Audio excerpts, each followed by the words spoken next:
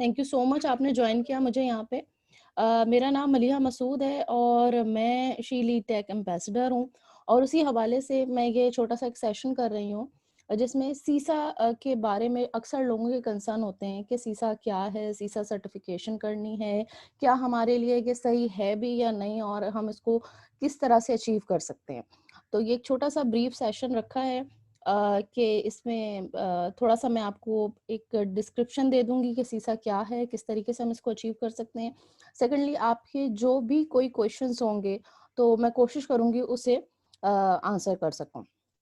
तो हम आज के सेशन की शुरुआत करते हैं। सबसे पहली चीज़ है कि हम आज क्या डिस्कस करेंगे, एक तो हम ये देख लेंगे कि व्हाट इज़ सीसा? सीसा है क्या? सीसा के क्या बेनिफिट्स हैं? हमें जो एग्ज़ाम गाइड के हवाले से मुख्तलिफ क्वेश्चंस होते हैं, वो मैं आपके साथ शेयर कर लूँगी। एग्ज़ाम की कॉस्ट क्या है? और सीसा करने के बाद क्या ये एक मिलियन डॉलर क्वेश्चन है कि हमें कोई अच्छी जॉब या एक अच्छी एज़ पर सीसा क्वालिफ़िकेशन हमें कोई जॉब मिल सकती है? और फिर आखिर में हम क्वेश्चन आंसर सेशन कर लेंगे।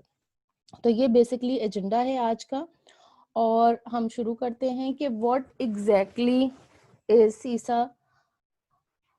सीसा जो है एक्रोनियम है सर्टिफाइड इंफॉर्मेशन सिस्टम ऑडिटर का। ये आईसाका की सर्टिफिकेशन है, ISACA which is an international body और ये 1968 में लॉन्च हुई थी और अब तक की आईटी ऑडिट की ये वाहिद सर्टिफिकेशन है। आपको इंफॉर्मेशन सिक्योरिटी में तो मुख्तलिफ सर्टिफिकेशंस डिफरेंट बॉडीज़ करा रही हैं और साइबर सिक्योरिटी पे बहुत सारी आपको नज़र आ रही होंगी, नेटवर्किंग पे नज़र आ रही होंगी। लेकिन अगर आईटी ऑडिट के हवाले से अगर आप सर्च करें कोई एक सर्टिफिकेशन तो सो फार सीसा is the only certification which is in the market. अब मज़ीद इसको अगर हम देख लेते हैं तो सीसा एक सवाल आता है कि सीसा जैसे मेरे लिए है या नहीं है, मुझे करनी चाहिए या नहीं करनी चाहिए। तो जो हमारा सेकंड बुलेट है कि ये आईएएस ऑडिट कंट्रोल में भी इस्तेमाल होती है, एश्योरेंस में भी इस्तेमाल होती है और सिक्योरिटी प्रोफेशनल, ये तमाम लोग इनको इस सर्टिफिकेशन को कर सकते हैं। सेकेंडली बाज़ दफ़ा ये सवाल पैदा होता है कि मेरा ऑडिट का कोई लिंक नहीं है, मेरा ऑडिट का बैकग्राउंड भी नहीं है और मैं करियर भी नहीं है, लेकिन मैं आईटी ऑपरेशंस का पार्ट हूँ, तो क्या मुझे सीसा सर्टिफिकेशन करनी चाहिए? अगर आप ऑडिट को डील कर रहे हैं और आपका कंट्रोलिंग एक्टिविटी भी है, तो आप बिल्कुल सीसा को अचीव कर सकते हैं क्योंकि सीसा एक बहुत ही ब्रॉड सर्टिफिकेशंस है, इसके मुख्तलिफ डोमेन्स हैं जो हम आगे जाके देखेंगे। इसमें हम ऑडिट प्रोसेस भी देख रहे होते हैं, हम आईटी गवर्नेंस भी देख रहे होते हैं, हम ऑपरेशंस भी देख रहे होते हैं, सिक्योरिटी भी देख रहे होते हैं, बीसीपी भी देख रहे होते हैं। तो इसमें बहुत सारे फ्लेवर्स आ रहे होते हैं और जो मेन चीज़ इसमें आ रही होती है, वो आ रही होती है हम कंट्रोल्स की बात कर रहे होते हैं, हम रिस्क की बात कर रहे होते हैं। इवन इन ऑपरेशंस हम जो हैं वो रिस्क को मिटिगेट करने की या उसे मिनिमाइज करने की जो है वो कोशिश कर रहे होते हैं। तो इन ऑल एस्पेक्ट्स हम इस सर्टिफिकेशन से बेनिफिट ले सकते हैं। वाइडली एक्सेप्टेड है, आप जिसको अटेन करेंगे तो आप ग्लोबली कहीं भी इसको आप इसका फ़ायदा उठा सकते हैं। दूसरा ये है कि डेफ़िनेटली सीसा अचीव करने के बाद अम, जो है आपको एक रिकॉग्निशन मिल जाती है। आप एक आपको जो लोगों का ट्रीटमेंट होता है वो चेंज हो जाता है कि ये इस बंदे ने सीसा किया हुआ है तो डेफ़िनेटली उसके पास ये नॉलेज बेस होगा। तो ये आपको सीसा के साथ बेनिफिट्स मिलते हैं और ये मेरा अपना पर्सनल एक्सपीरियंस भी है। मैंने तो सीसा काफ़ी पहले किया था और उसके बाद मैं पढ़ाती भी रही हूँ, लेकिन मेरा पर्सनल एक्सपीरियंस रहा है कि जब लोगों को पता लगता है कि मैंने सीसा किया हुआ है, तो वो ऑटोमैटिकली उनके माइंडसेट चेंज हो जाते हैं। उनको ये अंदाज़ा होता है कि नहीं, ये जो हमारे पास सामने बंदा बैठा हुआ है या बंदी बैठी हुई है, उसने अगर सीसा किया हुआ है तो उसके पास ये वाले मुख्तलिफ फ्लेवर्स जो हैं सीसा जो तुम्हें देता है, रिस्क है, कंट्रोल है, उसके हवाले से इसके पास नॉलेज लाजमी होगी। सीसा को पास करना इतना आसान नहीं है, क्योंकि इसके जो डोमेन्स हैं वो पांचों के पांचों बहुत मुख्तलिफ हैं।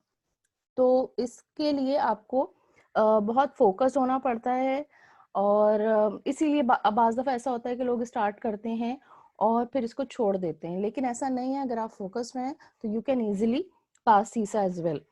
दूसरी बात ये कि अगर आपने अपना करियर आईटी ऑडिटिंग में स्विच करना है या आपने स्टार्ट करना है, तो ये एक वाहिद सर्टिफिकेशन है। जैसे मैंने आपको पहले भी कहा, ये एक वाहिद सर्टिफिकेशंस हैं जो आपको आपके करियर में सबसे इम्पॉर्टेंट है या वाइटल है, जो आपको बताएगी कि हाँ आपने इसमें जाना है।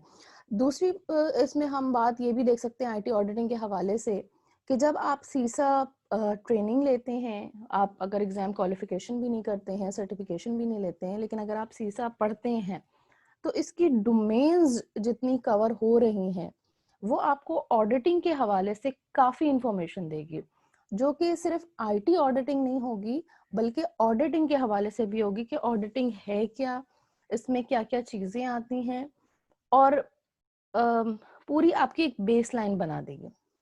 तो अगर आप अपना करियर आईटी ऑडिटिंग में स्टार्ट करना चाह रहे हैं या फिर आप स्विच करना चाह रहे हैं, तो आप यहाँ से सीसा सर्टिफिकेशन आपको डेफिनेटली बेनिफिट करेगी। नेक्स्ट, अगर आप इसको सीसा सर्टिफिकेशन को इस पर्सपेक्टिव से भी देखते हैं कि अगर मैं सीसा सर्टिफिकेशन कर लूँगा या कर लूँगी, तो क्या ये मुझे सैलरी रेज देगा? वेल, डेफिनेटली देगा। सीसा की एक अपनी जो है रिकग्निशन है, ऑथेंटिसिटी है, वो आपको डेफिनेटली हेल्प करेगा, बट इट डिपेंड कि आपके सिचुएशन में। तो ये आपको सपोर्ट तो करेगा, लेकिन अगेन ये डिपेंड करता है आपके सर्कमस्टांसिस पे भी, और किस ऑर्गेनाइजेशन में है और सिचुएशन के हवाले से करेगा। लेकिन फिर भी आपको सैलरी रेस करेगा या आप स्विच करेंगे तो डेफिनेटली इसका बेनिफिट आपको मिलेगा। एक, जैसे मैं ये सारी चीज़ें हम पहले भी डिस्कस कर चुके हैं, लेकिन ये है कि आप को एक कॉम्पिटिटिव एज तो डेफिनेटली मिलेगा, एक प्रिविलेज अमॉन्ग योर पीयर्स आपको सीसा सर्टिफिकेशन देगी, और इसके अलावा आप जैसे अपने प्रोफेशनल गोल्स प्लान करते हैं कि एक मेरा ये स्टेप है, उसके बाद मैंने ये अचीव करना है, उसके बाद ये अचीव करना है, तो आपके गोल्स को अचीव करने में डेफिनेटली हेल्प करेगा। जब आप सीसा सर्टिफिकेशन करते हैं या आप सीसा के प्रिपरेशन करते हैं, तो जब आपके पास डोमेन्स और टॉपिक्स आती जाएंगी, तो आपको पता लगेगा कि ये एक मुख्तलिफ एरियाज से जब आप गो थ्रू होंगे, तो you would be come across के ये एरियाज भी हैं जहां आपको पढ़ना चाहिए या जहां आपकी नॉलेज होनी चाहिए। तो मुख्तलिफ एस्पेक्ट्स जो आपकी अपनी जॉब फंक्शन के होंगे, अगर आप आईटी ऑडिटिंग के नहीं हैं, इसके अलावा आईटी की किसी फील्ड के हैं, तो वो वहां पे आपको हेल्प आउट करेंगे। तो एक इससे एक फायदा ये भी होगा कि आप मुख्तलिफ डोमेन्स के बारे में जान सकेंगे। सीसा जो है वो एक समझें एक काइंड ऑफ एन अम्ब्रेला के तौर पे आप देख सकते हैं, क्योंकि इसमें बाकी सर्टिफिकेशंस का भी जिक्र है और बाकी एरियाज का भी जिक्र है, और आपको ये भी बताएगा, ये जैसे कि निस्ट के स्टैंडर्ड बता देगा, कोबिट के बारे में कुछ बताएगा, या बाकी फ्रेमवर्क्स जो यूज हो रहे हैं उसका भी डिस्क्रिप्शन होगा। सीसा क्योंकि वेंडर स्पेसिफिक नहीं है, इसलिए आप इसको किसी भी तरीके से इस्तेमाल कर सकते हैं। अगर ये वेंडर स्पेसिफिक होता तो फिर इस प्रॉब्लमेटिक हो सकता था, बट बीइंग वेंडर न्यूट्रल आपको इसके अंदर मुख्तलिफ जो दूसरे फ्रेमवर्क और स्टैंडर्ड्स इस्तेमाल हो रहे हैं अक्रॉस द ग्लोब, उनके बारे में भी इंफॉर्मेशन मिलेगी। दैट इज़ वाई आप अपनी किसी भी आईटी के डोमेन में काम करते हो, सीसा आपको वन वे और द अदर बेनिफिट करेगा। आपका अपना जो नॉलेज एरिया है, जो एज पर योर एक्सपीरियंस है उसको भी ग्रूम करने का आपको मौका मिलेगा। um, आप इसके हिसाब से अपनी जो प्रेजेंट पोजीशन है उसको डेफिनेटली क्वांटिफाई कर सकते हैं, अपने एक्सपीरियंस को देख सकते हैं, और आप अपनी रिकग्निशन और अपनी वर्थ जो ऑर्गेनाइजेशन में है आफ्टर अचीविंग सीसा, वो डेफिनेटली आप उसे हासिल कर सकते हैं। मैं थोड़ा इसको क्विकली सेशन को करूंगी ताकि आप लोग के जो क्वेश्चंस हैं उसको मैं जल्दी जल्दी ले सकूं, तो मैं क्विकली ब्रीफ कर रही हूँ। अच्छा, अब हम आ जाते हैं मेन एजेंडा जो हमारा है कि सीसा के बारे में तो मैंने आपको थोड़ा सा बता दिया, आपको ये भी बता दिया कि किन किन एरियाज में ये आ सकता है, कि सीसा एग्जाम एक्चुअली किस तरह से हम कर सकते हैं, किस तरह से रजिस्टर कर सकते हैं, और ये किस तरह से दिया जाता है, तो हम उसके बारे में बात कर लेते हैं। सीसा एग्जाम जो है वो पहले पेपर बेस्ड होता था, साल में 2 दफा ऑफर होता था, लेटर ये 3 दफा ऑफर होने लगा, और आप एक सेंटर जाते थे, वहां पे आप शीट्स में लिखते थे और उसके बाद मार्क करते थे। एमसीक्यूज बेस्ड टेस्ट होते हैं, और मार्क करते थे और वो चली जाती थी और वो लेड डिटेक्टर होती थी और फिर वो टेस्टिंग इसकी होती थी। लेकिन अब 2020 से जो ये कम्प्लीटली हो चुका है कि आप इसे ऑनलाइन दे सकते हैं, आप इसे घर में बैठ के भी दे सकते हैं, और आप रजिस्टर करा के जो एक्रीडेटेड टेस्टिंग सेंटर है वहां पे जाके भी आप ये दे सकते हैं। तो ये 2 ऑप्शंस आपके पास हैं। अगर आप घर पे बैठ के देते हैं या टेस्टिंग सेंटर देते हैं, इसके भी स्केजुलिंग में एट लीस्ट आपको 24 आवर्स प्रायर बताना होता है। आपका ऐसा नहीं है कि आपका आज मूड हुआ और आपने कहा कि मैं अभी रजिस्टर करके अभी दे देता हूँ, लेकिन ऐसा नहीं है। इसमें कम से कम 24 आवर्स पहले आपको बताना होता है, आपको रजिस्टर कराना होता है, फीस पे करनी होती है, और उसके बाद जाके आप इसे दे सकते हैं। रजिस्ट्रेशन बहुत आसान है, इसमें कोई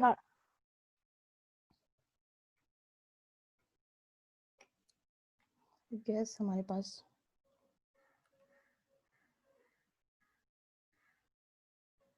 अच्छा, हम यहाँ पे बात कर रहे थे कि सीसा को रजिस्टर कराना कोई बहुत मुश्किल नहीं है, बहुत आसान है। आपको किसी की हेल्प लेने की भी ज़रूरत नहीं है, आप खुद रजिस्टर करा सकते हैं। सिंपली आप लॉग इन करेंगे इनकी और वेबसाइट पर, और ये थोड़ा सा मैंने डिस्क्रिप्शन लिख भी दिया है कि आपके एलिजिबिलिटी क्राइटेरिया क्या है। आप के साथ मैं जो हूँ, आप मुझसे अपने ईमेल एड्रेस शेयर कर लीजिएगा, आपकी ईमेल एड्रेस जो मेरे पास है। एग्जाम रजिस्ट्रेशन की इनकी पूरी एक गाइड है, वो मैं आपको भेज दूंगी, तो स्टेप बाय स्टेप जो है वो आपको पता लग जाएगा कि हम कैसे रजिस्टर करा सकते हैं एग्जाम में। और एक ये है कि हमें क्या क्या रिक्वायरमेंट है, तो वो 2 गाइड्स हैं हमारी सीसा से स्पेसिफिक भी, वो मैं आपके साथ शेयर कर लूंगी, तो वो आपको हेल्प आउट डेफिनेटली करेंगे। लेकिन जो यहाँ पे थोड़ा सा ब्रीफ कर देती हूँ, आप सिंपली जब आईसाका पे जाएंगे, आप रजिस्टर कराने लगेंगे, सबसे पहले वो आपसे कहेगा कि आप अपना एक अकाउंट बना लें। तो आप बहुत आसानी के साथ, जिस तरह से मुख्तलिफ जगहों पे हम अकाउंट्स बनाते हैं, उसी तरह से आप अकाउंट बनाएंगे। उसके बाद आप एग्ज़ाम जो है वो रजिस्टर करा सकते हैं। आप सीसा पे जाएंगे और एग्ज़ाम रजिस्टर करा देंगे। एग्ज़ाम रजिस्टर कराने के लिए में आपके पास ये ऑप्शन अवेलेबल होता है कि आप रजिस्ट्रेशन करा दें और उस वक्त फीस पे ना करें। आप पे लेटर के ऑप्शन पे जाके आप उसको एटलीस्ट रजिस्टर करा सकते हैं, लेकिन 90 डेज के अंदर अंदर आपको फीस पे करनी होती है। फॉर सपोज आप जाकर रजिस्टर होते हैं, आप एग्जाम रजिस्टर कराते हैं और उसी वक्त पे भी कर देते हैं अपनी फीस, तो फिर आपके पास 12 मंथ यानी 365 डेज का टाइम फ्रेम होता है, जिसके अंदर आप कभी भी अपना एग्जाम स्केड्यूल कराकर एग्जाम में एंटर हो सकते हैं। और आप अपने जो मैंने आपको तरीके कार बताए हैं कि 2 तरीके इस वक्त अवेलेबल हैं, या तो आप खुद घर में बैठ के कर सकते हैं, या फिर आप किसी ऑथराइज टेस्टिंग सेंटर में जाके भी आप एग्जाम दे सकते हैं, तो आप उसको स्केड्यूल करा सकते हैं। तो ये और अगर आप जो है आपने स्केड्यूल करा लिया, लेट से आज हम जनवरी के 17 पे खड़े हुए हैं, मैं आज जाती हूँ, मैंने जाके रजिस्टर करा लिया है एग्जाम, और मैं कहती हूँ कि मुझे फरवरी की 18 को एग्जाम देना है, लेकिन मुझे ऐसा लगता है कि मैं किसी कोई ऐसा इंसिडेंट आ गया है या कोई ऐसा इवेंट आ गया जिसमें मैं एग्जाम नहीं दे सकती, तो मेरे पास ऑप्शन होता है कि मैं उसको रीस्केड्यूल करा सकूं, लेकिन रीस्केड्यूल भी आप 48 आवर्स पहले कर सकते हैं, उसके बाद आप नहीं कर सकते। फिर ये होगा कि आपकी जो भी फीस होगी वो जो है वो ज़ाया हो जाएगी। तो फिर उसमें यही ऑप्शन ये बेहतर होता है कि आप अगर ऐसा नहीं रीस्केड्यूल करा सकें तो आप एटलीस्ट एग्जाम अटेम्प्ट कर सकते हैं। इसके अलावा जो है सीसा के जो हैं वो 150 मल्टीपल चॉइस क्वेश्चंस आते हैं, जिसे हम एमसीक्यूज कहते हैं।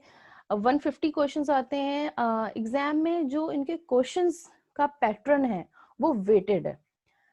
इसका फायदा ये है कि नेगेटिव मार्किंग नहीं है। इसीलिए मैंने अभी आपसे अर्ज की थी कि आप अगर कुछ खुदा ना खास्ता ऐसा हो, आप प्रिपेयर ना भी करा सकें या कोई प्रॉब्लम आ जाती है और आप रीस्केड्यूल नहीं करा सकें, तो आप अटेम्प्ट जरूर कर दें एग्जाम, बजाय इसके कि आपकी फीस जो है वो ज़ाया हो जाए। तो उसकी वजह यही है कि ये जो मल्टीपल चॉइस क्वेश्चंस हैं, इसकी नेगेटिव मार्किंग नहीं है। तो जो भी आपकी प्रिपरेशन होगी, मैं आपको थोड़ा सा पासिंग वो भी बताऊंगी, ट्रिक्स भी बताऊंगी कि जिससे आप कैसे पास कर सकते हैं इफेक्टिवली। तो आप ये अटेम्प्ट जरूर करें, नेगेटिव मार्किंग नहीं है। आप सुकून के साथ बैठ के आप एग्जाम दीजिए, उससे ये होगा कि आप इंशाल्लाह गेट थ्रू कर जाएंगे। अच्छा, मैंने जैसे आपसे कहा एग्जाम टिप्स की, मैं थोड़ी सी बातें अभी ही कर देती हूँ कि सीसा मैंने ऐसा बिल्कुल अपने करियर में देखा है, जो कि मुझसे बहुत एक्सपीरियंस लोग थे और उनका बहुत वास्ट एक्सपीरियंस था, इंफॉर्मेशन टेक्नोलॉजी पे पायनियर्स थे, लेकिन वो सीसा के एग्जाम में जब बैठे तो वो गेट थ्रू नहीं कर सके। सीसा एग्जाम्स जो है वो आपकी नॉलेज बेस को तो बिल्कुल देख रहा होता है, लेकिन आपका इम्तिहान उन 4 घंटों में होता है। ये 4 आवर्स का आपका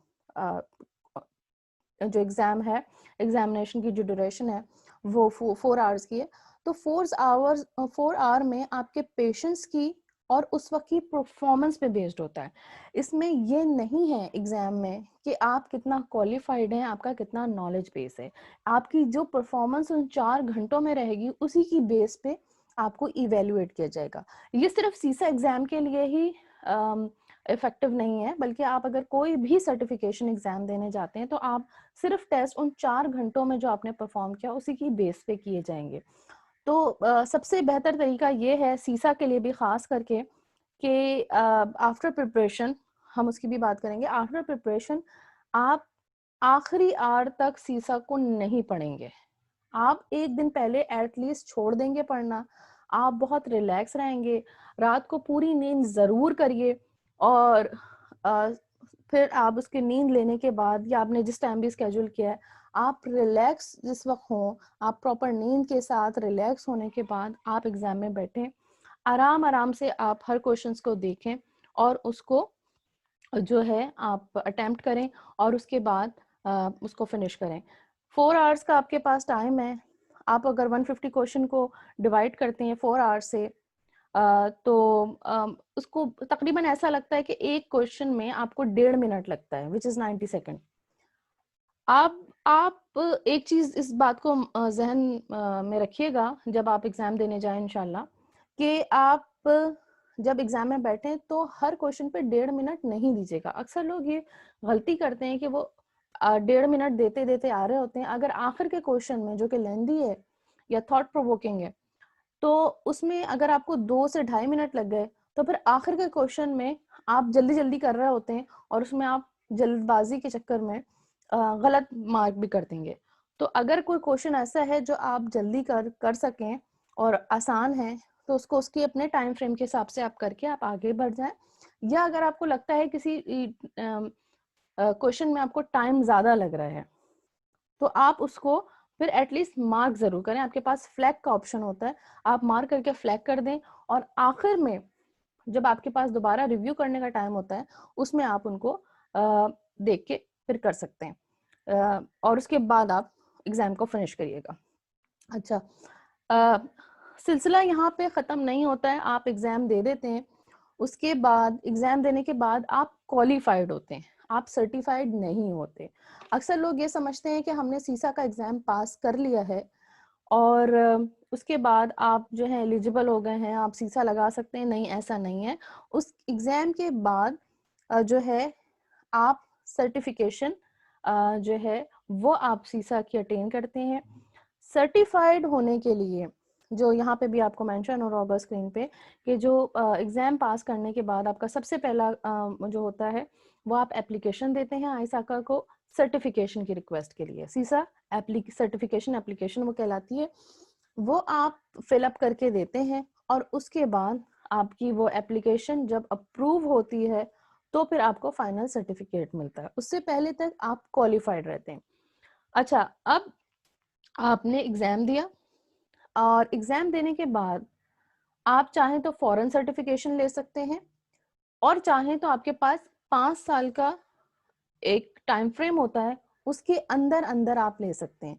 अगर उन 5 सालों के अंदर आप सीसा की सर्टिफिकेशन के लिए अप्लाई नहीं करते हैं तो आपका जो है वो एग्जाम जो है वो डिसॉल्व हो जाता है। उसके बाद आपको दोबारा एग्जाम देना पड़ेगा और फिर सर्टिफिकेशन लेनी पड़ेगी। ऐसा नहीं है कि 5 साल से ऊपर हो गए हैं और फिर आप सर्टिफिकेशन के लिए अप्लाई करें और आपको मिल जाएगी, इस तरह का नहीं है।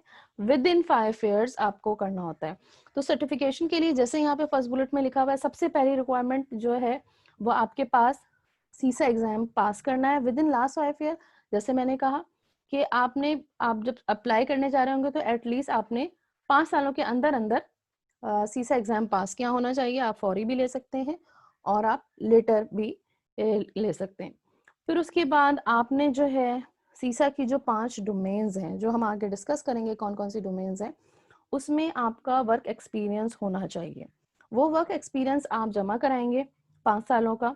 वो कुछ भी हो सकता है, वो इंफॉर्मेशन सिक्योरिटी भी हो सकता है, आईटी ऑपरेशंस भी हो सकता है, आईटी ऑडिटिंग भी हो सकता है।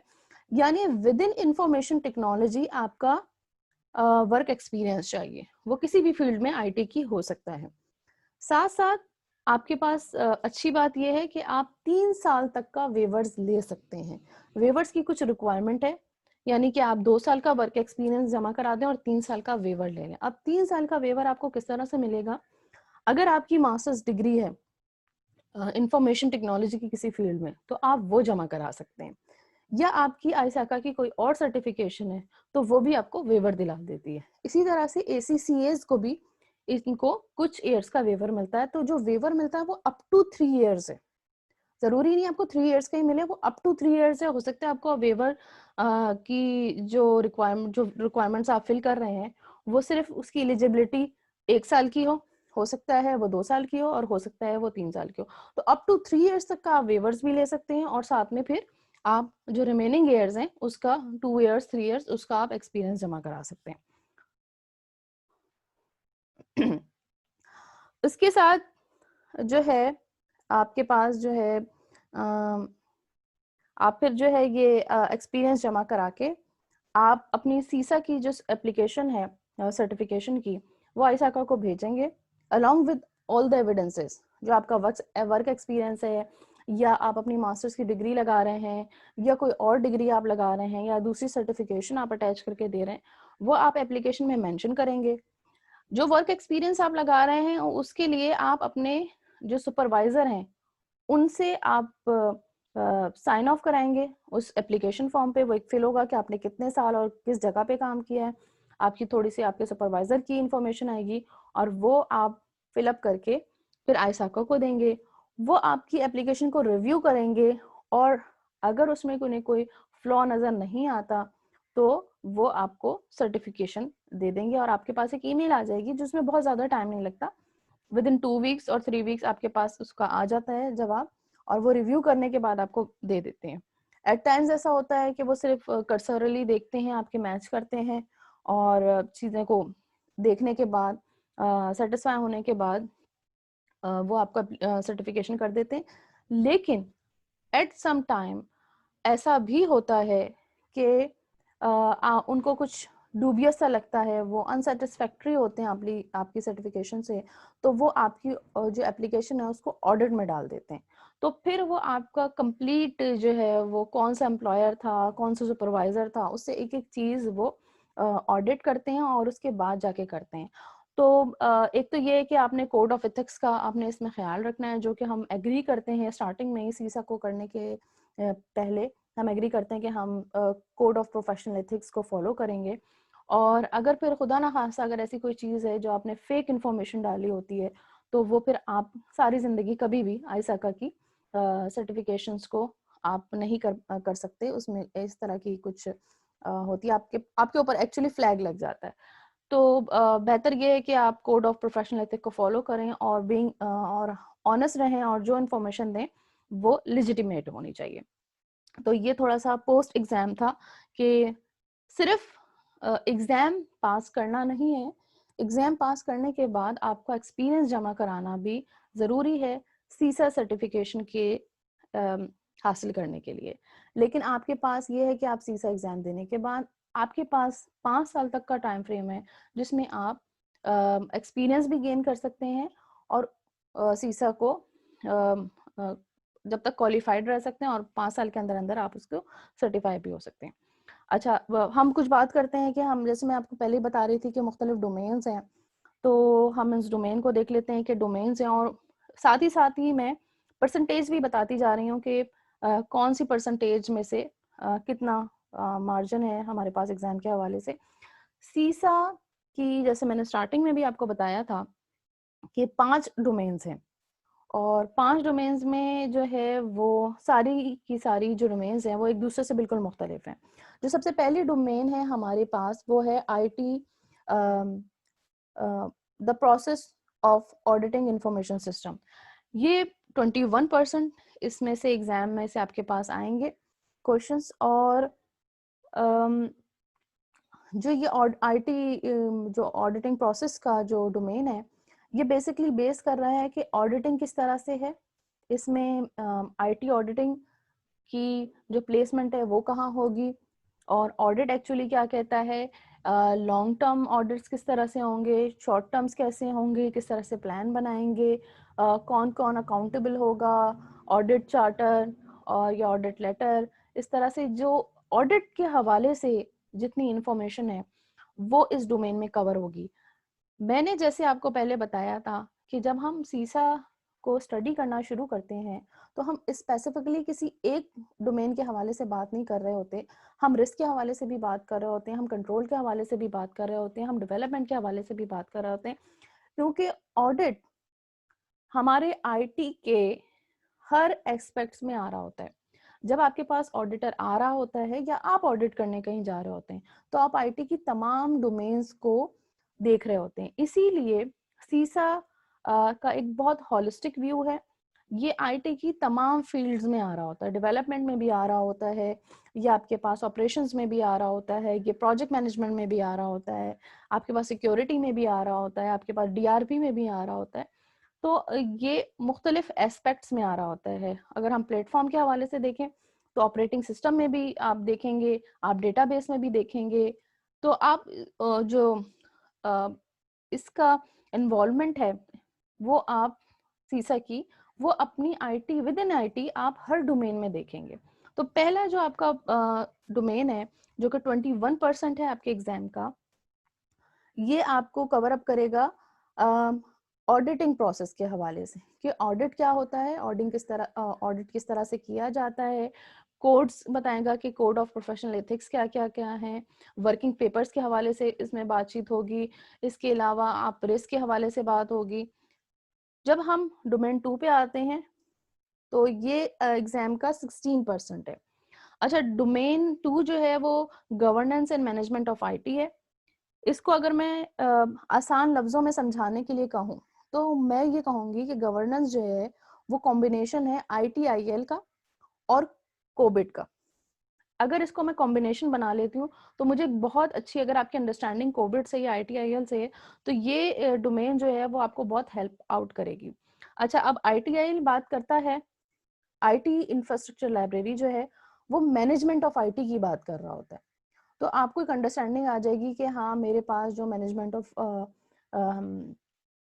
आईटी है वो किस तरह से की जाती है, किस तरह से हमारे चेंज मैनेजमेंट आता है, किस तरह से बाकी और फैक्टर्स आते हैं, नॉलेज बेस किस तरह से बनती है, ऑपरेशंस किस तरह से काम करता है, तो वो आईटीआई आपको उसको जवाब दे रहा होता है। ऑल्दो कोविड भी एक ऐसा फ्रेमवर्क है जो मैनेजमेंट को भी देख रहा है और गवर्नेंस को भी देख रहा है। तो एक बेनिफिट ये है कि अगर आपके पास आपने कोविड किया हुआ है या आपने कोविड पढ़ा हुआ है, तो ये डोमेन आपको वो सारे जो आपकी प्री रिक्विजिटी हैं वो यहाँ पे फिलअप हो रही होंगी, आपको इस चैप्टर को कवर अप करने में आसानी होगी। और इन केस आप सीसा के बाद कोविड करना चाह रहे हैं, तो यहाँ से आप जितनी भी स्टडी करेंगे आप, वो आपको कोविड के एग्जाम में हेल्प आउट करेंगी। तो ये एक बड़ा इंटरेस्टिंग है यहाँ पे कि डोमेन 2 जो है वो सिर्फ सीसा के हवाले से हेल्प नहीं करेगा, आपको कोविड के हवाले से भी हेल्प करेगा और आपको ITIL का भी फ्लेवर देगा।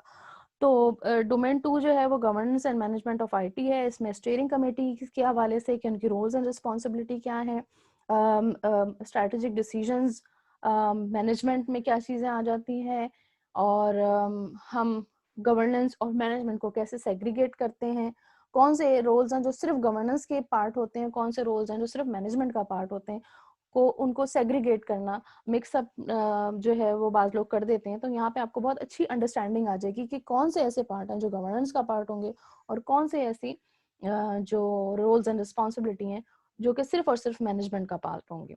तो यहाँ पे आप उनको सेग्रीगेट कर सकते हैं। फिर हमारे पास थर्ड डोमेन आ जाती है जो कि 18% है एग्जाम की, information system acquisition development and implementation. ये बेसिकली जो कि 18% है, ये बेसिकली बात कर रहे हैं प्रोजेक्ट मैनेजमेंट के हवाले से।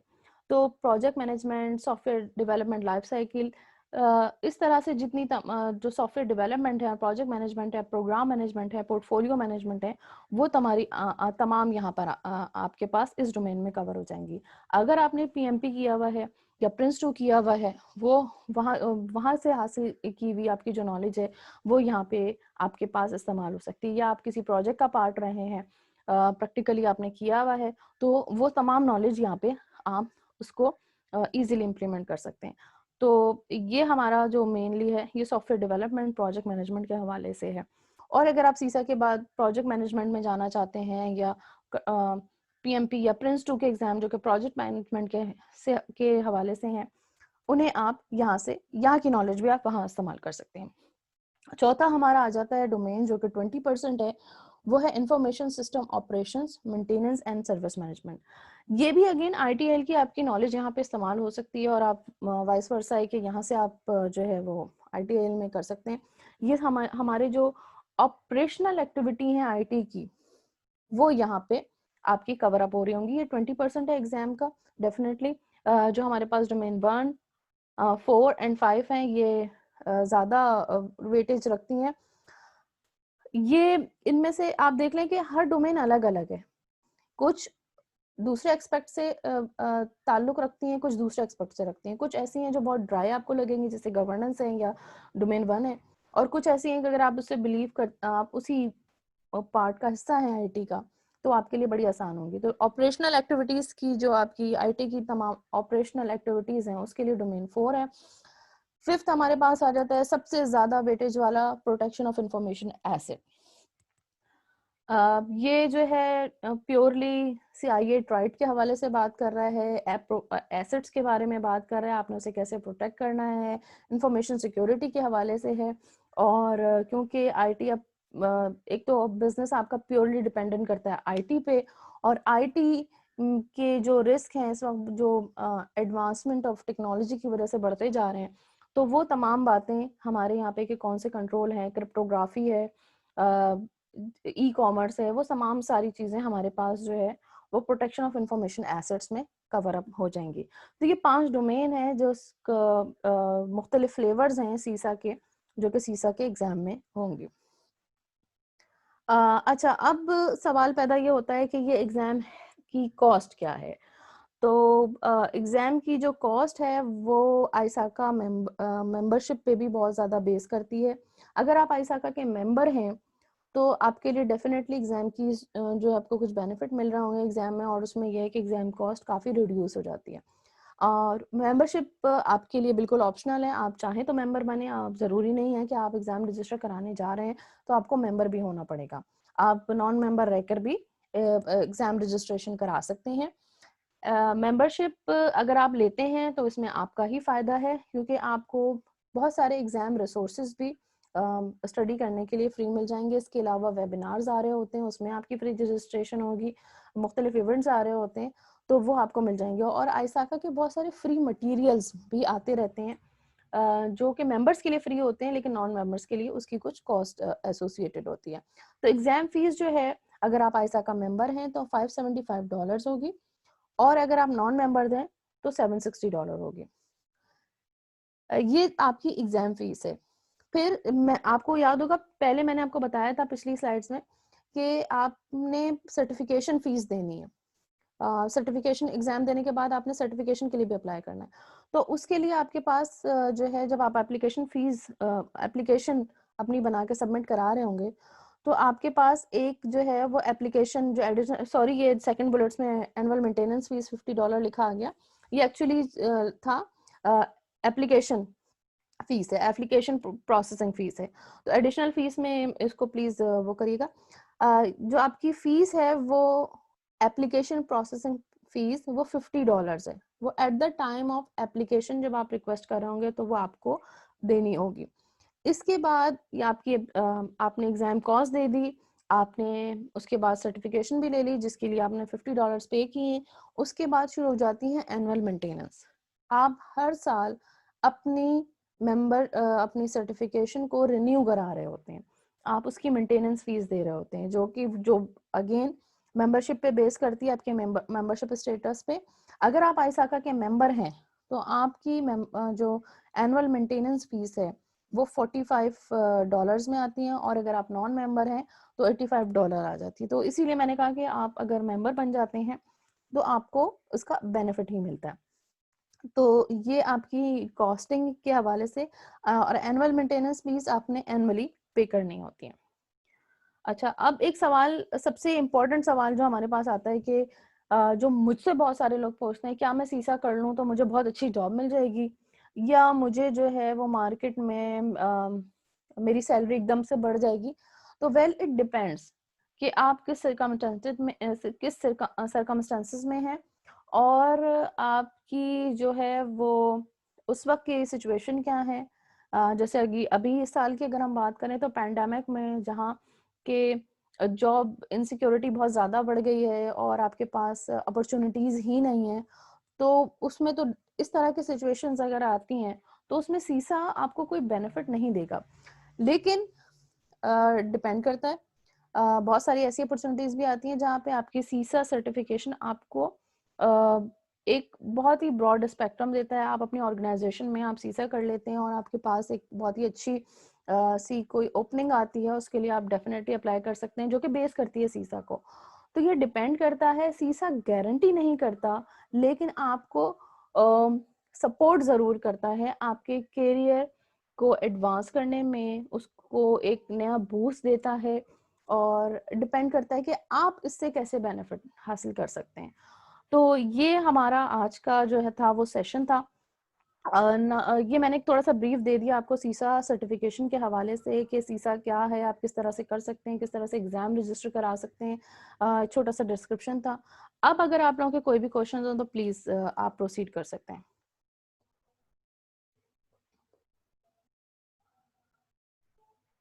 मेरे कोई क्वेश्चंस हैं, मैं पूछ सकता हूँ? जी जी बिल्कुल जी। अच्छा, ये मुझे बताएं कि सीसा जो लोग कर लेते हैं, जैसे उनको एक्सपीरियंस होता है ऑपरेशन के अंदर, किसी का एक्सपीरियंस होता है डेटाबेस में, किसी का एक्सपीरियंस होता है प्रोग्रामिंग में, तो जो प्रोग्रामिंग वाले हैं क्या सिर्फ वो प्रोग्रामिंग का ही ऑडिट कर सकते हैं या ऑपरेशन का भी ऑडिट कर सकते हैं, या वो किस तरह से इसको ऑडिट करेंगे, क्योंकि उनके पास तो एक्सपीरियंस ही नहीं होता उस चीज़ का? देखिए बहुत वैलिड क्वेश्चन है कि अक्सर लोग ये सोचते हैं कि उनके पास एक डोमेन का एक्सपीरियंस है तो क्या वो दूसरी डोमेन का ऑडिट कर सकते हैं। देखिए, आपको थोड़ा टाइम लगाना पड़ेगा। जब आप ऑडिटिंग को शुरू करेंगे, आपको एटलीस्ट ऑडिटिंग की नो हाउ शुरू होगी। आप वर्किंग पेपर्स के हवाले से आप स्टार्ट करेंगे। आप डेफिनेटली उस वक्त सब्जेक्ट मैटर एक्सपर्ट तो नहीं बनेंगे, आपके साथ कोई ना कोई सुपरवाइजर होगा। तो आप एक टाइम पीरियड गुजार रहे होंगे एज ए शेडो ऑडिटर या ट्रेनी ऑडिटर, इस तरह करके आप एक टाइम गुजारेंगे। एंड उसके बाद जब आप एक टाइम गुजारेंगे, आप एक्सपीरियंस हासिल करेंगे और उसके बाद जाके आप ऑडिट कर सकते हैं। आप फौरी नहीं कर सकते ऑडिट। यानी कि अगर आप मुझे कहें कि मलिया आप जाके आपने सेप का जो ईआरपी लगा हुआ है उसको ऑडिट करना है और मुझे सेप के बारे में कुछ भी नहीं पता, तो डेफिनेटली मैं ऑडिट नहीं कर सकती। मेरे पास ऑडिट प्रोग्राम होने के बावजूद भी मैं उसको एक अच्छे तरीके से ऑडिट नहीं कर सकती। तो मुझे क्या होगी कि मेरे पास एक सुपरवाइजर हो जो स्टेप बाय स्टेप मुझे गाइड करता रहे। जब मैं 2-3 साइकिल गुजार लूंगी तो मुझे उसके बारे में आइडिया होगा। मेन टाइम मैं जो हूँ कुछ ना कुछ स्टडी भी करती जा रही होंगी कि कौन कौन से एरियाज हैं ईआरपी में भी, सिस्टम में भी, जिसको मैं देखूं, जिसका रिस्क देखूं और उसके बाद करें। अच्छा, इसमें एक और चीज मैं आपको साथ साथ बता दूं कि खाली आईटी की नॉलेज होना बहुत जरूरी नहीं है, कि आपने इनफ नहीं है, आई एम सॉरी, इसलिए कि आपने बिजनेस प्रोसेस भी देखना होता है कि इंफॉर्मेशन कहाँ से आ रही है, कहाँ प्रोसेस हो रही है और कहाँ जा रही है। क्योंकि आपका ऑडिट बेस करता है जो सिक्योरिटी में भी ये चीज वैलिड होती है सीआईए पे, सीआईए ट्राइड पे, जैसे हम गोल्डन ट्राइड भी कहते हैं, कॉन्फिडेंशियलिटी, इंटेग्रिटी और अवेलेबिलिटी पे। तो as per the business requirement मेरे लिए क्या चीज ज्यादा इंपॉर्टेंस है? इंटेग्रिटी डेफिनेटली के जो है इंफॉर्मेशन है वो फॉर्ज तो नहीं हुई है, उसमें कोई प्रॉब्लम तो नहीं आई है, ये अवेलेबल थी, टाइमली अवेलेबल थी, जिस वक्त होनी चाहिए थी कि नहीं थी। जैसे फाइनेंशियल इंस्टीट्यूशंस में होता है कि जिस टाइम पे अवेलेबल होनी चाहिए इन्फॉर्मेशन अगर नहीं है, तो ये भी एक फ्लॉ हो सकता है कि बीच में से किसी ने फॉर्जरी तो नहीं की है या इन्फॉर्मेशन चेंज तो नहीं की है जिस टाइम पे अनअवेलेबल रही है। तो आपको बिजनेस प्रोसेस का भी पता होना बहुत जरूरी है, तो विच नीड स्टडी। इसीलिए सीसा एग्जाम पास करने के साथ ही आपको सर्टिफिकेशन नहीं मिलती। आप अपना जॉब एक्सपीरियंस जमा कराते हैं और आपके पास जो टाइम फ्रेम उन्होंने दिया है वो इसीलिए दिया है कि उसके बाद टाइम स्पेंड करने के बाद आप जब एक आपके पास ग्रिप आ जाती है, नॉलेज आ जाती है, उसके बाद जाके आप सर्टिफाई करते हैं। आई होप कि मैं आपका आंसर, क्वेश्चन का आंसर कर सकी हूँ। Thank you. अच्छा, ये मुझे बताएं कि आपने कहा था कि डिफरेंट स्टैंडर्ड के बारे में भी इसमें बात होती है, तो क्या सारे स्टैंडर्ड हमें याद करने होंगे, समझने होंगे? क्या स्टैंडर्ड के बारे में भी कोई सवाल आते हैं? नहीं, स्टैंडर्ड के हवाले से नहीं आते सवाल, ना आपको रटने हैं ना आपको याद करने हैं। स्टैंडर्ड के बारे में आपको नॉलेज दी जाती है उसमें कि एज एन आईटी ऑडिटर आपको पता होने चाहिए, जैसे रिस्क का फ्रेमवर्क है वो आपको पता होना चाहिए कि वो, लेकिन वो स्टैंडर्ड में क्या क्या चीजें आ रही हैं, आपके पास कोविड आपको पता होना चाहिए, आपको आईटीआईएल पता होना चाहिए, इसके अलावा मुख्तलिफ और स्टैंडर्ड्स हैं वो आपको सिर्फ उनके एटलीस्ट पता होना चाहिए कि ये स्टैंडर्ड मार्केट में मौजूद हैं और ये क्या काम करते हैं। That's it. आप उनकी डिटेल में नहीं जाते, ना ही वो एग्जाम में टेस्ट होते हैं। लेकिन इसका फायदा ये होता है कि एटलीस्ट आपको मुख्तलिफ स्टैंडर्ड हैं जो मुझे पहले नहीं पता थे। जब मैंने सीसा गो थ्रू किया तो मैंने कहा अच्छा ये स्टैंडर्ड भी है और ये इसलिए इस्तेमाल होता है।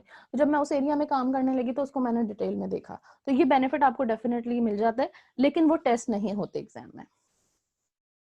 साका अगर म- जब सेशन करवाता है, आपने वेबिनार्स वगैरह कराता है, तो उसके अंदर कोई स्पेसिफिक ऑडिट कराता है कि सैप ऑडिट के ऊपर इस तरह का वेबिनार आ रहा है, या ये आरपी ऑडिट के ऊपर कोई वेबिनार आ रहा है, तो इस तरह का कोई ऑडिट इसके वेबिनार सीरीज में आता है, या ये फिर खुद ही एक्सपीरियंस लेना पड़ता है? देखें, आइसाका के जो वेबिनार्स आ रहे होते हैं ये मुख्तलिफ टॉपिक्स पे आ रहे होते हैं। अच्छा, इसमें होता ये कि एक मैंने खुद एक वेबिनार था, मैं ऑल दो कोविड 29 कर चुकी थी, लेकिन एक मैं साहब को जानती थी कि वो बहुत एक्सपीरियंस थे आईटी गवर्नेंस के हवाले से, और मैं उनके वेबिनार में बैठना चाहती थी विच इज़ अबाउट कोविड 2019। अब मैं कर चुकी थी कोविड, लेकिन मुझे कुछ जानना था कि और वो किस तरह से बताते हैं, उसको किस तरह से हम फ्रेमवर्क डेवलप कर सकते हैं, और वो लंदन चैप्टर करा रहा था। तो मैं आइसाका मेंबर थी और वो लंदन चैप्टर करा रहा था, तो मैं उस वेबिनार में मैंने उसको अटेंड कर लिया। मैंने अपनी जो है वो आइसाका की आईडी उनको दी, और मैंने उनको आइसाका की आईडी देने के बाद उन्होंने मुझे उसके सीपीआरस भी दे दिए।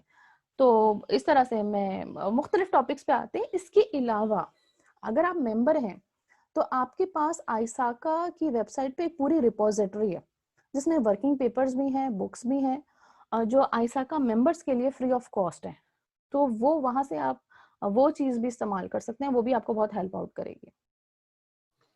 मेंबरशिप का काइंडली बताइएगा कि किस तरह से मेंबरशिप अचीव कर सकते हैं, और अगर हम जैसे भी एग्जाम के लिए प्रिपरेशन कर रहे हैं तो फ्रूटफुल होगा कि हम इनिशियली मेंबरशिप ले लें ताकि कुछ कंटेंट्स वगैरह हमें वहां से मिल जाए, उसके बाद फिर एग्जाम के लिए अप्लाई करें तो एग्जाम फीस कंसेशन भी उसमें अकॉर्डिंगली मिलेगा जैसे कि प्रीवियस स्लाइड में था।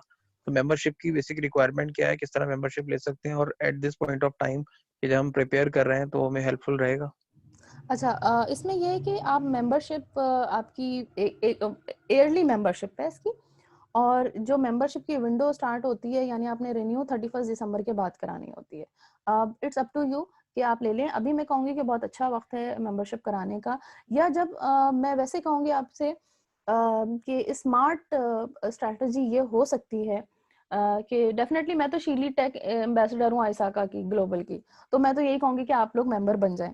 लेकिन मैं स्मार्ट अगर आपको कहूँ स्ट्रैटेजी, वो ये होगी कि आप प्लान करते हैं सीसा सर्टिफिकेशन, आप उससे पहले आप मेंबरशिप जरूर लीजिए, लेकिन आप उस अपने हिसाब से आप टाइम फ्रेम बना लीजिए। आपको एक सीसा एग्जाम प्रिपरेशन के हवाले से सबसे इम्पोर्टेंट बात यह है कि जब आप एग्जाम प्रिपरेशन करने जाते हैं, आप सीसा की बुक उठाएंगे, आप पढ़ना शुरू करेंगे, तो आपको ऐसा लगेगा, जो मेरा अपना एक्सपीरियंस भी था, कि ये किसी और जबान में लिखी गई है, यानी इंग्लिश में है ही नहीं। क्योंकि शुरू शुरू में आपका फोकस बनना बहुत मुश्किल हो जाएगा। जब दो तीन दफा आप फोकस बनाने की कोशिश करेंगे, तो फिर आपका एक टेम्पो क्रिएट होगा। और उसके बाद सीसा एग्जाम करने की स्ट्रैटेजी ये है कि आप उस बुक को समझें कि वो आपकी होली बुक बन गई है, और उसको आपने बहुत अच्छे तरीके से पढ़ना है। आप ट्रेनिंग भी लें, और लेकिन आप उसको बुक्स में को भी आप बहुत अच्छी तरह से स्टडी करें। जो कुछ बुक में लिखा हुआ है, आप ये समझेंगे कि जो कुछ बुक में लिखा हुआ है बस वही सही है, उसके अलावा जो भी इंफॉर्मेशन है आप उस पे ज़्यादा फोकस नहीं करेंगे। ऐसा भी हो सकता है क्योंकि हम आइडियल सिचुएशन की बात कर रहे हैं बुक में कि ऐसा होना चाहिए, लेकिन आपकी वर्किंग एनवायरनमेंट हो सकता है उसे कॉन्ट्राडिक्ट करे, क्योंकि वो बेस करता है कि आप जिस ऑर्गेनाइजेशन में या जिस एनवायरनमेंट में काम करते हैं, वो उसकी कैपेसिटी पे पे डिपेंड करता है कि वो बड़ी है, छोटी है, या उसके बिजनेस प्रोसेसेस किस तरह के हैं, उसमें सिक्योरिटी की रिक्वायरमेंट या रेगुलेटरी रिक्वायरमेंट किस तरह से, वो उस पर डिपेंड कर सकती है। लेकिन जब हम सीसा की बात करते हैं, सीसा की बुक की बात करते हैं, तो उसमें जो कुछ लिखा हुआ है वो एज पर स्टैंडर्ड प्रैक्टिस लिखा हुआ है। इसीलिए मैंने कहा कि सीसा की बुक आपकी जो है वो होली बुक है। तो आप सबसे पहले जो फोकस करेंगे वो आप सीसा की बुक पे करेंगे।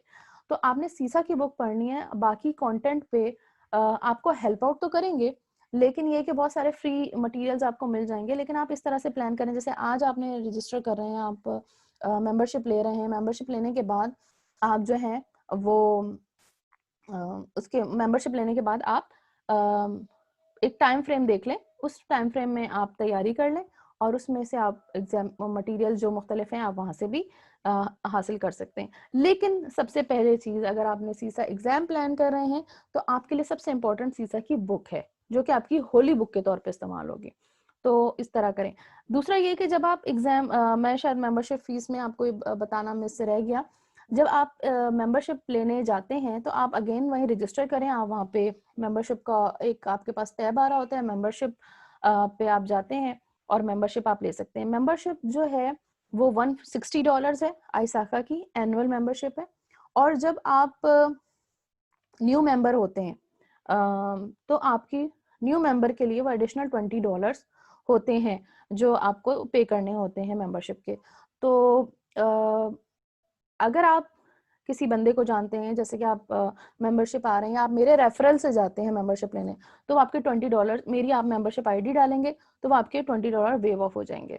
तो आप ये भी कर सकते हैं कि आप मुझसे मेंबरशिप आईडी ले लीजिएगा, और जब भी आप मेंबरशिप लेने जाएं तो आप वो एक छोटा सा ऑप्शन आ रहा होता है कि रेफरल का, कि आप कि किसी के रेफरेंस से हैं, अगर आप मेरी आईडी डाल देंगे तो आपको $20 का डिस्काउंट मिल जाएगा। तो आपको इसी तरह से 150 और 60, मुझे सही से याद नहीं है मेंबरशिप की, आई एम सॉरी, लेकिन ये 150-60 इसकी मेंबरशिप है। और न्यू मेंबरशिप जो है वो $25 है, तो वो आपको वेव ऑफ मिल जाएगी आपको।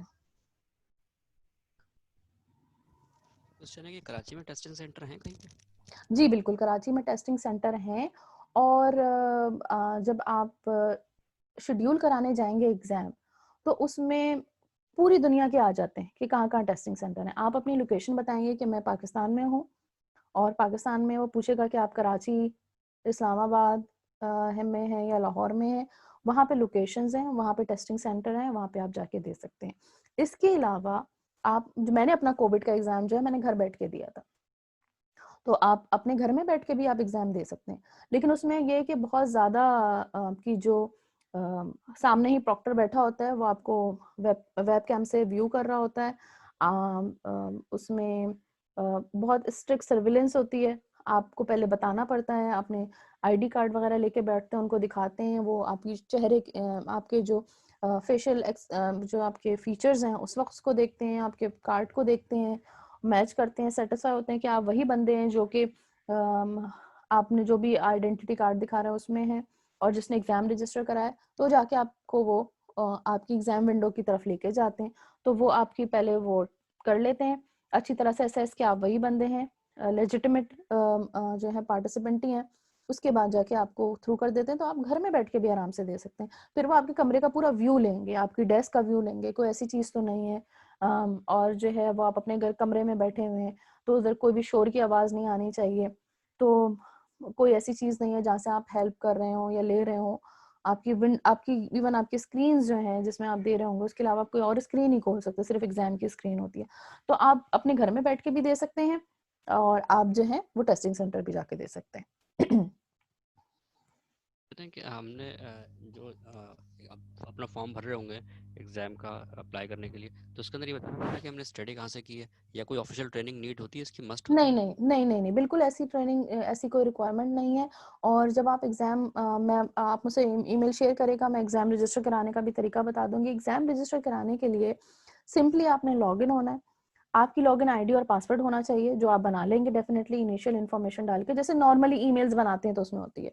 और सिंपल आपने सीसा पे क्लिक करना है और उसके बाद वो एग्जाम के आ जाएगा कि आपकी 2-3 विंडोज खुलेंगी। एक फॉर्म आएगा, आपका नाम वगैरह, एड्रेस, आपने किस जगह पे देना है, कराची में देना है, लोकेशन वगैरह इस तरह की चीजें पूछेंगे, आपका एक्सपीरियंस पूछ लेंगे, आपकी प्रीवियस क्वालिफिकेशन पूछ लेंगे। लेकिन इसमें कोई रिक्वायरमेंट नहीं है कि आपने ये प्री रिक्विजिटी इस तरह से नहीं है एग्जाम देने के लिए। और वो मुख्तलिफ इस तरह की इंफॉर्मेशन के बाद आप जो है वो चेकआउट कर लेंगे। इट्स जस्ट लाइक आपने कोई प्रोडक्ट परचेज की है, तो बिल्कुल उसी की तरह से आप एग्जाम की रजिस्ट्रेशन होगी। आपने फिर आखिर में क्रेडिट कार्ड के थ्रू पे करना होगा या वायर ट्रांसफर करना चाहें, वो आपके पास ऑप्शंस उसमें आ जाएंगे। लेकिन अगर आप जो एग्जाम परचेज करेंगे, उसकी परचेज का जो तरीकेकार है आपको बिल्कुल ऐसे ही लगेगा जैसे आपने ऑनलाइन कोई प्रोडक्ट खरीदी है, उसमें कोई ऐसी चीज नहीं पूछेंगे। सिमिलरली एग्जाम की प्रिपरेशन, जैसे कि मैंने चैप्टर में भी पढ़ाया हुआ है, मैं इंडिपेंडेंट भी पढ़ाती हूँ, मुख्तलिफ प्लेटफॉर्म से भी मैंने पढ़ाया हुआ है। तो सीसा के एग्ज़ाम देने के लिए कोई ऐसी रिक्वायरमेंट नहीं है कि आपने स्पेसिफिक ही जगहों से अपनी ट्रेनिंग लेनी है। आपके पास ये ऑप्शन भी है कि आप सेल्फ स्टडी भी कर सकते हैं। अगर आपको लगता है, मैंने जब आज से तकरीबन 15 साल पहले जब सीसा का एग्ज़ाम दिया था, तो मैंने सेल्फ स्टडी पे दिया था। और उसके बाद से माशाल्लाह से अब तो मुझे 10 साल हो गए पढ़ाते हुए। तो सेल्फ स्टडी पे भी आप बिल्कुल दे सकते हैं। आपको लगता है कि आपकी तैयारी है और आप कर सकते हैं, आप समझ सकते हैं तमाम डोमेन्स को, आप सेल्फ स्टडी पे दे दें। आप बुक परचेज करें, जैसे मैंने आपको तरीकेकार बताया, आप उसको अंडरस्टैंड करें और उसके बाद अच्छे तरीके से बुक को समझने के बाद आप बीच में से किसी चीज़ में हेल्प आउट ले सकते हैं किसी से, अगर आपको लगता है कि आप खुद से कर सकते हैं। तो ये आप बिल्कुल सेल्फ स्टडी भी कर सकते हैं, आप कहीं से भी ट्रेनिंग ले सकते हैं। आप चैप्टर से लेना चाहें, कराची चैप्टर भी अवेलेबल है। आप किसी प्राइवेट इंस्टीट्यूट पे करना चाहें, आप वहाँ से कर सकते हैं। आप प्राइवेट ट्यूशन लेना चाहें, आप कहीं से भी ट्रेनिंग ले सकते हैं। ऐसी कोई स्पेसिफिक रिक्वायरमेंट नहीं है कि आपने यहीं से ट्रेनिंग लेनी है और उसके बाद ही आप एलिजिबल होंगे। साका को डिस्काउंट वाउचर प्रोवाइड करता है जिस तरह और वेंडर करते हैं, डिस्काउंट वाउचर वगैरह एग्जाम के आते हैं? It depends. कभी कभी ऐसा होता है कि $50 का आपको डिस्काउंट दे देंगे, लेकिन अगर आप फ्री वाउचर्स वगैरह कह रहे हैं तो वो तो नहीं होता। लेकिन अप टू $50 के डिस्काउंट तक कभी कभी ऐसा होता है, कोई चीज़ आ रही है, कोई इवेंट आ रहा है, तो उसमें ये $50 के डिस्काउंट दे देते हैं। अच्छा, जिस तरह CISP में होता है, CISP में कि आप एग्जाम पास करने के बाद किसी सर्टिफाइड से वेट कराते हैं, साइन करवाते हैं, तो साका में भी इस तरह है कि आपको किसी सर्टिफाइड से वेट करवाना होगा, साइन करवाना होगा अपनी नहीं डॉक्यूमेंट्स को? नहीं नहीं नहीं, जैसा मैंने आपको जब मैंने बताया था, सर्टिफिकेशन एप्लीकेशन की जो फीस थी, प्रोसेसिंग फीस भी, और एप्लीकेशन आप देते हैं जिस वक्त, तो उस वक्त आप अपना 5 ईयर्स का एक्सपीरियंस जमा करा रहे होते हैं। उसमें अगेन वही है कि वो जो एप्लीकेशन पूरा फॉर्म है वो अब अराउंड 20 पेज का फॉर्म है जिसमें कुछ आईसाका की अपनी रिक्वायरमेंट भी है, कुछ एग्रीमेंट्स भी हैं आपसे कि आप कोड ऑफ प्रोफेशनल एथिक्स को बरकरार रखेंगे। फिर उसके पास एक आता है कि आपका वर्क एक्सपीरियंस जमा कराना है, जहाँ आपको जमा कराने हैं 5 साल का वर्क एक्सपीरियंस। तो उसमें आप अपने सुपरवाइजर का या जिस ऑर्गेनाइजेशन में काम कर रहे हैं आप उसका आप जो है वो नाम लिखेंगे, आप बताएंगे कि आपने इतने साल यहाँ पे काम किया है, दिस ईयर से दिस ईयर तक, और ये डोमेन आती हैं आईसाका की। और उसके बाद जो है आप वो अपने जो भी सुपरवाइजर था उससे आप साइन कराएंगे। वो जो सुपरवाइजर है वो अपना पेज जब देखेगा तो उसमें चीजें लिखी होंगी कि हाँ इसने मेरे अंडर इतने साल काम किया है, वो ऑथेंटिकेट करेगा, अपना साइन करेगा और वो अपनी ऑर्गेनाइजेशन का नाम लिखेगा। तो इसलिए मैंने आपसे कहा था कि उस जगह पे आपने जो है बड़ी ऑथेंटिक इन्फॉर्मेशन डालनी है जहां जहां आपने काम किया। और आपको जैसे मैंने बताया था कि आप वेवर ले सकते हैं अप टू 3 इयर्स का, जो कि आपकी डिग्रीज वगैरह पे डिपेंड करता है, आपकी एकेडमिक क्वालिफिकेशन पे डिपेंड करता है। अगर आप पीएचडी या मास्टर्स हैं तो आपको 2 साल का वेवर मिल जाता है। इस तरह से अगर आपने मास्टर्स किया हुआ है तो वो इंफॉर्मेशन सिक्योरिटी में तो 2 साल का या 3 साल का, और या आईटी की किसी फील्ड का किया हुआ है, या आपके पास आईसाका की कोई और सर्टिफिकेशन है तो आप उसका भी वेवर ले सकते हैं। लेकिन वो उस तरह की रिक्वायरमेंट नहीं है कि आपने किसी आईसाका सीसा सर्टिफाइड बंदे से ही साइन ऑफ कराना है, ये जरूरी नहीं है। क्वेश्चन बैंक आते हैं सीसा के, तो वो कितना वैल्यूएबल होते हैं एग्जाम पास करने के लिए? देखिए सीसा बैंक्स जो आते हैं ना आपके पास, वो ऐसा नहीं है कि वही क्वेश्चन आपके पास एग्जाम में आते हैं। सीसा बैंक जो है या सीसा के जो क्वेश्चंस मिलते हैं वो सिर्फ आपको एक आइडिया दे रहे होते हैं कि इस तरह के क्वेश्चन आएंगे। वो सीसा के डोमेन से ही रिलेटेड होते हैं, लेकिन ये ना एकदम एग्जैक्ट कॉपी क्वेश्चन आपके पास नहीं आएंगे। वो सिर्फ आपको बताएंगे कि ये क्वेश्चन आपके पास आ रहा है और इस तरह के क्वेश्चन आपसे आएंगे। और ऐसा भी हो सकता है आप कोई क्वेश्चन आपके पास आए और वो आपको लगे कि इस तरह की चीज तो मैंने सीसा में कहीं पढ़ी ही नहीं थी, वो डेफिनेटली कहीं ना कहीं बुक में होगी, और उसके जब ऑप्शंस आ रहे होंगे तो आपको कहेंगे हाँ ये टॉपिक्स तो मैंने पढ़े हुए हैं। अच्छा, वो जो 4 ऑप्शंस आपके पास आ रहे होंगे और वो जो ऑप्शंस आपके पास XYZ आ रहे होंगे, तो उन ऑप्शंस में ऑब्वियसली वो किसी ना किसी डोमेन का पार्ट होंगे या उसके पीछे कोई ना कोई बैकग्राउंड होगी या नॉलेज बेस होगा। तो जो 4 ऑप्शंस होंगे तो आपको इस बात का अंदाजा हो जाएगा यार 4 ऑप्शन में से 2 ऑप्शंस तो मुझे पता है, ये 2 ऑप्शंस क्या है। तो आप फिर उन 2 ऑप्शंस के बारे में स्टडी करेंगे, और आपके क्वेश्चन बैंक में क्योंकि उसकी एक्सप्लेनेशन या डिस्क्रिप्शन लिखी होगी तो आपको वो डिस्क्रिप्शन से उस स्पेसिफिक एरिया के बारे में भी नॉलेज हो जाएगी।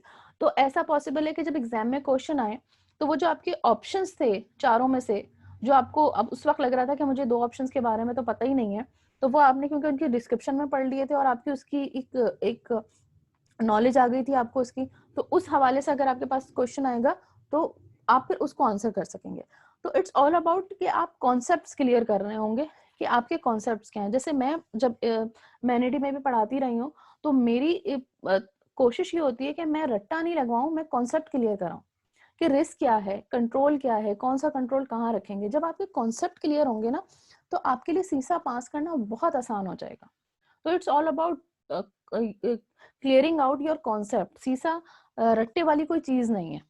तो बैंक्स आप करेंगे तो आपको एक आइडिया होगा कि इस तरह के सवाल आपसे पूछे जाएंगे, लेकिन वो एग्जाम रेप्लिकेट नहीं होंगे एग्जैक्टली आपके एग्जाम में। वो डेफिनेटली वो किसी और तरीके से पूछे जाएंगे, लेकिन हो सकता है वो बात वही पूछ रहा हो। Thank you.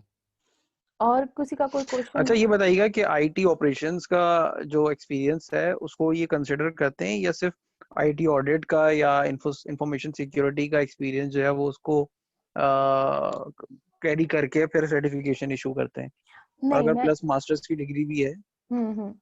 Let's say IT operations का बैकग्राउंड है, कोई 10 साल का एक्सपीरियंस है प्लस उसके साथ मास्टर्स की डिग्री भी है इंफॉर्मेशन सिक्योरिटी में, तो फिर क्या मिल सकता है इमीडिएटली सर्टिफिकेट इसका सीसा का? बिल्कुल। जैसे मैंने स्टार्टिंग में आपको बताया था कि सीसा जो डोमेन सीसा सर्टिफिकेशन है वो स्पेसिफिक सिर्फ आईटी ऑडिटर के लिए नहीं है। यस, आईटी ऑडिटिंग के हवाले से this is the only certification in the market across the globe, लेकिन दूसरे डोमेन के लोग भी इसे एग्जाम पास भी कर सकते हैं और उसकी सर्टिफिकेशन भी ले सकते हैं। रीजन बिहाइंड कि या तो आप ऑडिटर होंगे या ऑडिट ही होंगे, या तो सीट के इस तरफ होंगे या उस तरफ होंगे। तो बोथ वेज ये आपको हेल्प आउट करेगी। और क्योंकि सीसा की डोमेन्स आपने देखा, मैंने 5 डोमेन बताई और 5 की 5 डोमेन मुख्तलिफ आईटी के डोमेन से पर्टेन कर रही थी।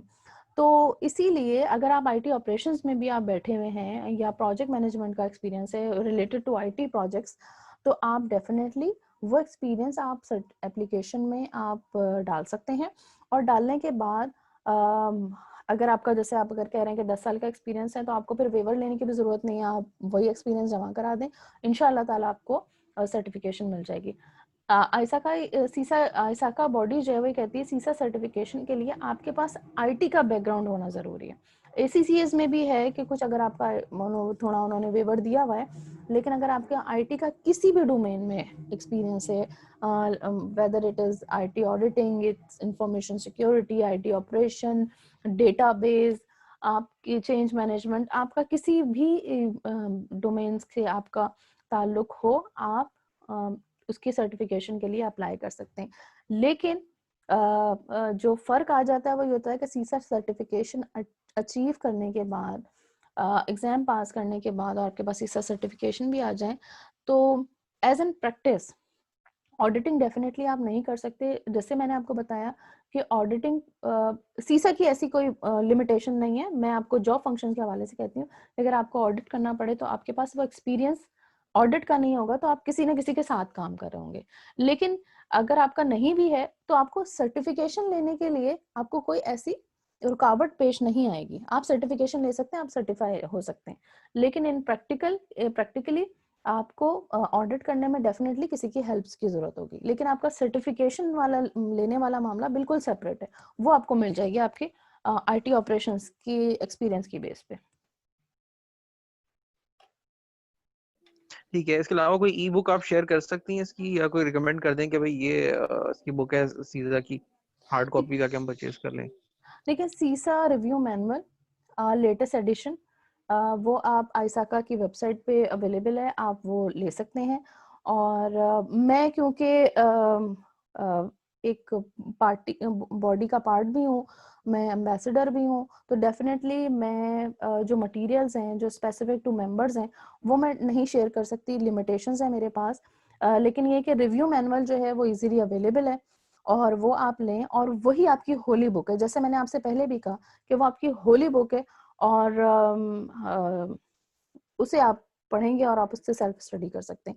इसके अलावा मेरा प्लान ये है कि अपकमिंग डेज में मैं खुद ऑनलाइन क्लासेस का है इरादा करने का, तो वो मैं स्टार्ट करने वाली हूँ। मैं उसको प्लान कर रही हूँ कि मैं ऑनलाइन, वैसे मैं ट्रेनिंग्स भी अलग अलग कराती थी, लेकिन इस वक्त क्योंकि पैंडेमिक की वजह से कि इन पर्सन तो होना ज़रा मुश्किल हो जाती है, तो ऑनलाइन क्लासें सीसा की ट्रेनिंग के हवाले से करने का मेरा इरादा है। तो वो डेफिनेटली मैं आपसे उसके हवाले से शेयर करूंगी डिटेल्स। आई होप कि मैंने तमाम क्वेश्चन के आंसर आप लोगों को दे दिए होंगे और आपके लिए ये वैल्यूएबल सेशन रहा होगा। इसके अलावा भी अगर आपके कोई क्वेश्चंस हैं या क्यूरीज हैं बाद में आ सकते हैं, तो आप मुझे ईमेल कर सकते हैं। इस वक्त जो है वो मेरे वालिद की थोड़ी सी तबीयत ठीक नहीं है, इसीलिए ये सेशन थोड़ा मैंने काफ़ी डिले के बाद किया। तो दुआ करिएगा मेरे वालिद साहब को भी अल्लाह ताला सेहत अता करे। और वैसे आपके पास कोई भी क्वेश्चंस हो तो आप मुझे बताइएगा, आप मुझे ईमेल कर सकते हैं। I would love to help you out.